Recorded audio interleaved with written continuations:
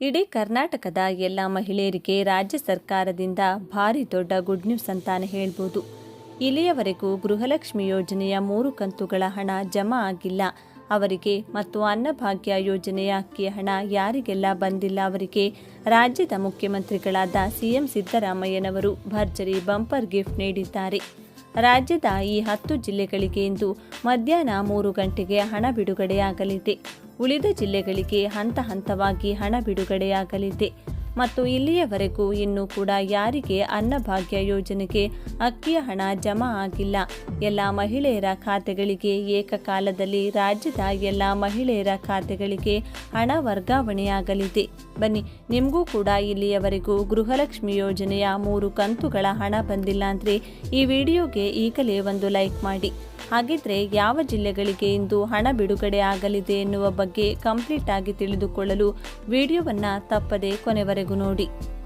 ಯಾವುದೇ ಕಾರಣಕ್ಕೂ ಗ್ಯಾರಂಟಿ ಯೋಜನೆಗಳು ನಿಲ್ಲಲ್ಲ. ಅನ್ನಭಾಗ್ಯ ಗೃಹಲಕ್ಷ್ಮಿ ಹಣ ಕೂಡಲೇ ಜನರ ಖಾತೆಗೆ ಜಮಾ ಮಾಡುವಂತೆ ಸೂಚಿಸಿದ್ದೇನೆ ಎಂದು ಸಿಎಂ ಸಿದ್ದರಾಮಯ್ಯ ತಿಳಿಸಿದ್ದಾರೆ.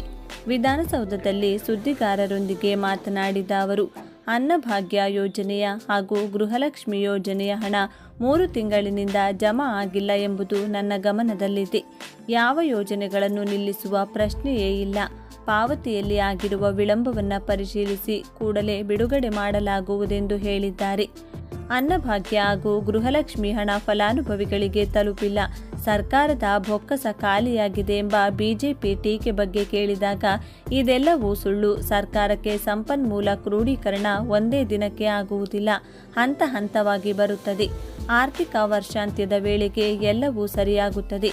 ಸರ್ಕಾರಕ್ಕೆ ಹಣದ ಸಮಸ್ಯೆ ಇಲ್ಲ, ಆರ್ಥಿಕವಾಗಿ ನಾವು ಬಲಿಷ್ಠವಾಗಿದ್ದೇವೆ. ಅನ್ನಭಾಗ್ಯದಲ್ಲಿ ಜನರಿಗೆ ತಲುಪಬೇಕಾದ ಅಕ್ಕಿ ತಲುಪುತ್ತಿದೆ. ಮಾಧ್ಯಮಗಳು ಹಾಗೂ ವಿರೋಧ ಪಕ್ಷಗಳ ಹೊರತಾಗಿ ಈ ವಿಚಾರದಲ್ಲಿ ಜನಸಾಮಾನ್ಯರಿಗೆ ಅಸಮಾಧಾನ ಇಲ್ಲ. ಜನರು ಈ ವಿಚಾರದಲ್ಲಿ ಸಂತೋಷವಾಗಿದ್ದಾರೆ. ಜನರಿಗೆ ನಮ್ಮ ಮೇಲೆ ನಂಬಿಕೆ ಇದೆ. 2-3 ತಿಂಗಳು ಹಣ ಬಾಕಿ ಇದ್ದು ಈ ತಿಂಗಳು ಬಿಡುಗಡೆಯಾಗಲಿದೆ ಎಂದು ತಿಳಿಸಿದರು. ರಾಜ್ಯದಲ್ಲಿ ಈ ಮೊದಲಿನಂತೆ ಉತ್ತರ ಕರ್ನಾಟಕದ 10 ಜಿಲ್ಲೆಗಳಿಗೆ ಹಣ ಬಿಡುಗಡೆಯಾಗಲಿದೆ. ಅಂದರೆ ಬೀದರ್, ಕಲಬುರಗಿ, ಯಾದಗಿರಿ, ರಾಯಚೂರು, ಕೊಪ್ಪಳ, ಬಳ್ಳಾರಿ, ವಿಜಯಪುರ ಹಾಗೂ ಬೆಳಗಾವಿ, ಬಾಗಲಕೋಟೆ, ಗದಗ ಈ ಜಿಲ್ಲೆಗಳಿಗೆ ಮೊದಲ ಹಂತದಲ್ಲಿ ಹಣ ಬಿಡುಗಡೆಯಾಗುವ ಸಾಧ್ಯತೆ ಇದೆ. ನಿಮ್ಮ ಜಿಲ್ಲೆ ಯಾವುದು ಅಂತ ನಮಗೆ ಕಮೆಂಟ್ ಮಾಡಿ ತಿಳಿಸಿ.